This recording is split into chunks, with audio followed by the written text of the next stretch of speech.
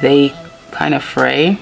That to know. They quadruple and they fit into these easily. Now this is not recommended for waist beads. With this string, I don't recommend keeping. Waist is almost my favorite string. Hey lovelies, so in this video I'm just going to go over a few strings that you may want to avoid when making tie-on waist beads. These are the more permanent ones. This is going to be like a follow-up video to a video I've made before, just going over the best waist bead strings.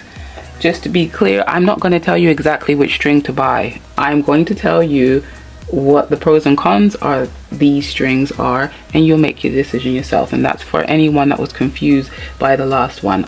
But this is just more of a product review, just to let you know what to stay away from.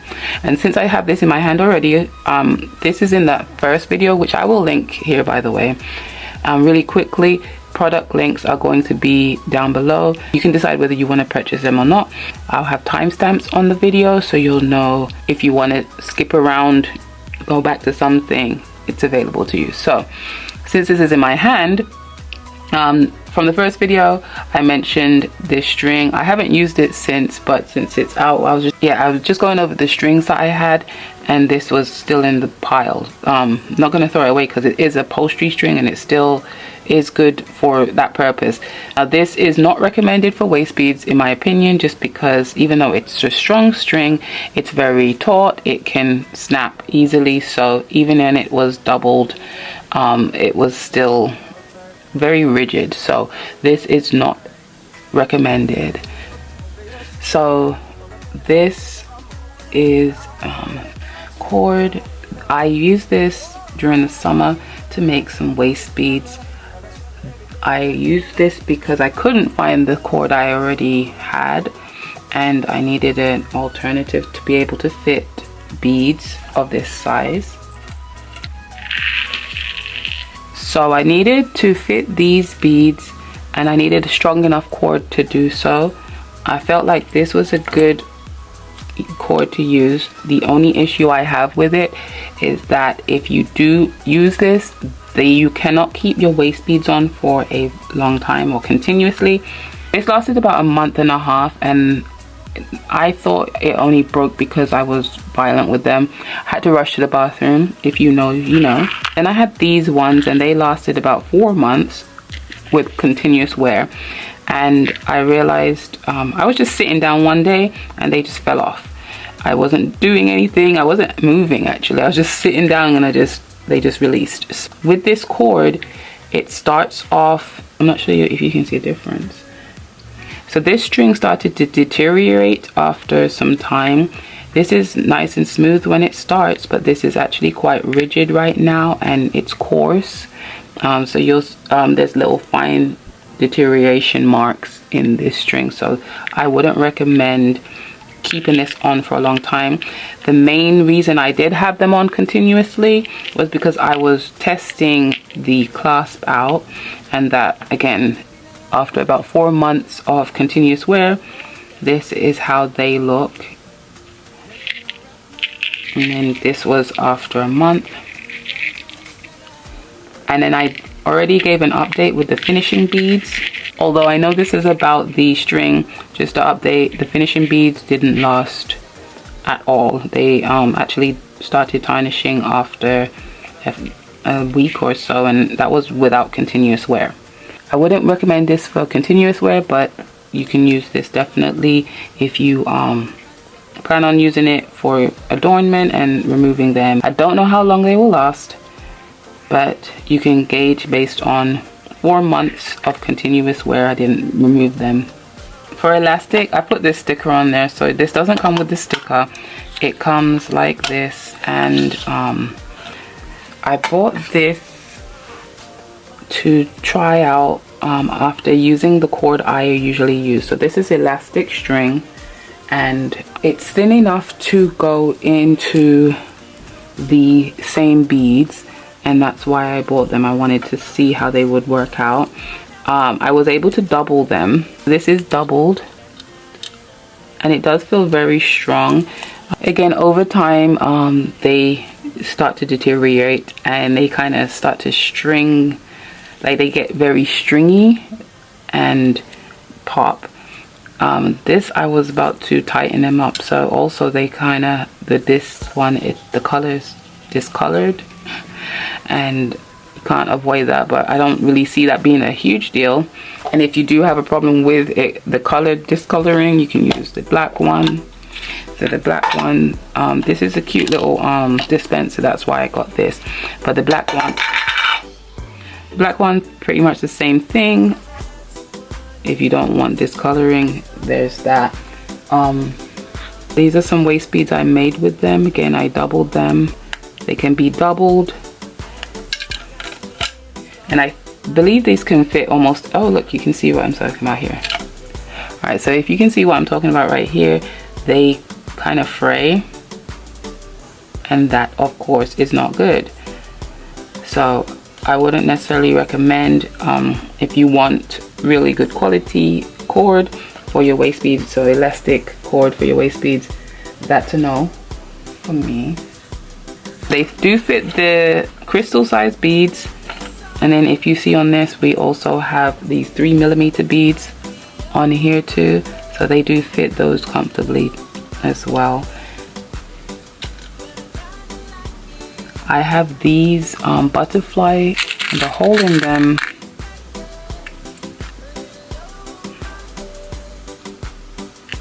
a better alternative would be this one. I've used this one for many years. My main tie-on waist beads that I used to lose most of my weight were actually made with this. It stays pretty strong. It did give a little while wearing them, but it took over a year or so before I started seeing any real movement in my beads as far as it giving. So when I decided to start losing the weight properly, I realized I had to make adjustments. So these are actually the waist beads I used. So there's a tiny bit of discoloration, but this is after many years of wearing these waist beads. So I actually didn't initially make these for the weight loss. I made them just because I wanted waist beads and I wanted to make it with cord. I liked the elastic waist beads, but then I started using it as a measuring tool. It's because it was comfortable enough and it was strong enough, taut enough to stay on my body. So this is recommended from me. So I recommend this cord instead of these ones. Here's some other ones that I use, and I actually still wear these a lot. I don't wear this as much, but I added a clasp to it, so that's an option. This is another set I've made with the cord, and if you notice that those butterflies, they stay on. So I made this over the summer, so these butterflies, it fits the butterflies, it fits these, and they don't rub.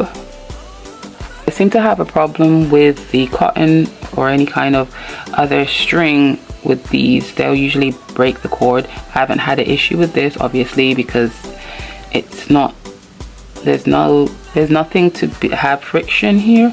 So this is highly recommended. I love this cord if you can get it. If you can get something similar, I will link something similar if I can't find this, because I've had trouble looking for this online to give you the link, but this was from Walmart.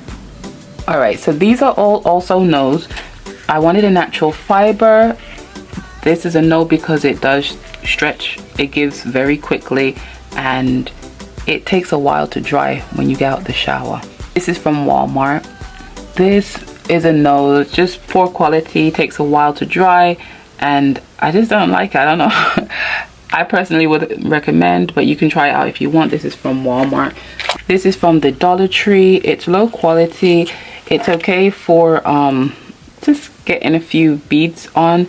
I personally just don't like it. I don't like how it feels, but it's up to you if you wanted to try this out. It's a good place to start, especially if you have children that want to make some waist beads and you're not sure if they want to commit to it. It's a nice little alternative.